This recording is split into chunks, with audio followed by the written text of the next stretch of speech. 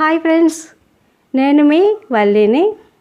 Egg కారం దోశ వేడివేడిగా ఎలా చేసుకుంటే లొట్టలు వేసుకుని తింటారండి, అంత బాగుంటుంది. మరి ఎలా చేయాలో చూపించేనా? 4 ఎండుమిర్చిని 2 గంటల వరకు నీటిలో నానబెట్టుకుని, మీడియం సైజు ఉల్లిపాయను ఒకటి పొడవుగా కట్ చేసుకుని, చిన్న నిమ్మకాయ సైజు అంత చింతపండును కూడా యాడ్ చేసుకుని, రుచికి సరిపడా సాల్ట్, ఇంకా 2 వెల్లుల్లి రెబ్బలు కూడా వేసుకుని మెత్తగా మిక్సీ పట్టుకోవాలి.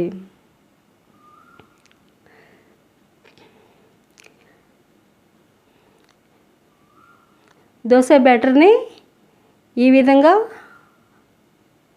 రెడీ చేసుకోవాలి. మరి పలుచగాను కాకుండా గట్టిగాను కాకుండా ఇలా సెట్ చేసుకుని, ఇప్పుడు స్టవ్ ఆన్ చేసుకుని కడాయి పెట్టుకుని కొద్దిగా ఆయిల్ వేసుకుని, ఆవాలు, జీలకర్ర, 2 రెబ్బల కరివేపాకు వేసుకుని ముందుగా గ్రైండ్ చేసుకున్న కారం మిశ్రమాన్ని పోపులో వేసేసుకుని 2 నిమిషాల పాటు వేయించుకోవాలి.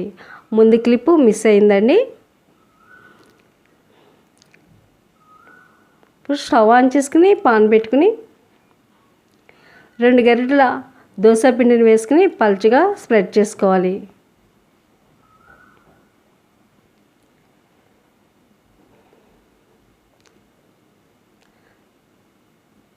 దోశ పై లేయర్ కొద్దిగా డ్రై అయినంత వరకు కుక్ చేసుకుని,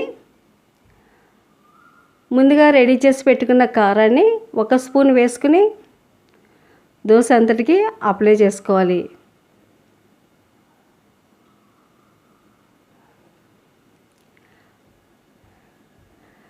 ఇలా పూర్తిగా అప్లై చేసుకున్న తర్వాత మరొక 1/2 మినిట్ వరకు అలాగే వదిలేసి,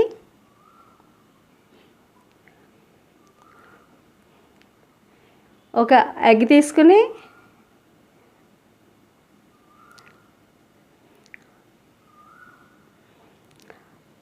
ఇలా ఎగ్ని బ్రేక్ చేసి దోశ పైన వేసేసుకోవాలి.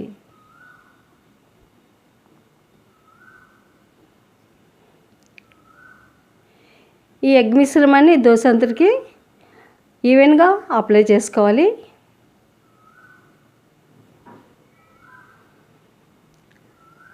అలా కొద్దిసేపు అలానే వదిలేస్తే లైట్గా కుక్ అయిన తర్వాత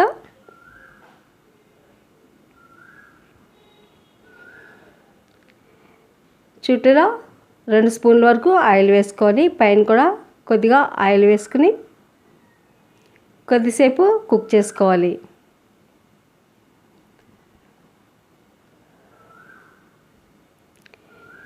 ఈ కారం ఎగ్ దోశని చాలా సింపుల్గా తయారు చేసుకోవచ్చండి. ఫైనల్గా కొన్ని ఆనియన్స్, పచ్చిమిర్చి, కొత్తిమీర చల్లేసుకుంటే బ్యాచిలర్స్ కూడా చాలా సింపుల్గా తయారు చేసుకోవచ్చు కారం ఎగ్ దోశ.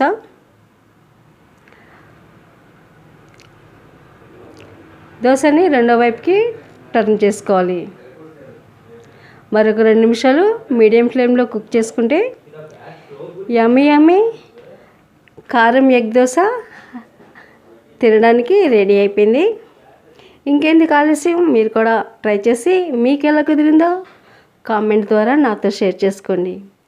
ఈ వీడియో మీకు నచ్చినట్లయితే లైక్ చేయండి, మరియు మీ ఫ్రెండ్స్ అండ్ ఫ్యామిలీ మెంబర్స్కి షేర్ చేయండి.